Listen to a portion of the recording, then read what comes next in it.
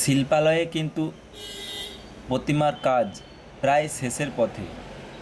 কিছুটা কিছুটা বাকি আছে, চুলের কিছু কালারের কাজ বাকি আছে, হাঁসের কাজ কিছু বাকি আছে, বিনার কাজ কিছু বাকি আছে, আর তাছাড়া জুয়েলারির কাজগুলো তো এখনও বাকিই আছে।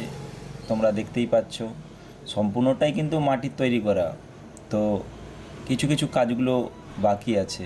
তো সেগুলো যদি ফিনিশিং হয়ে যায় তো প্রতিমাগুলো কি অসাধারণ লাগবে, তোমরা তো দেখে বুঝতেই পারছো। এর পরবর্তী ভিডিও কিন্তু আমি সম্পূর্ণটাই ফিনিশিংয়ের ভিডিও ছাড়ব। তো প্রায় কাজ শেষের পথে। পুজোর এই দিনগুলো আপনাদের ভালোভাবে কাটুক। ধন্যবাদ।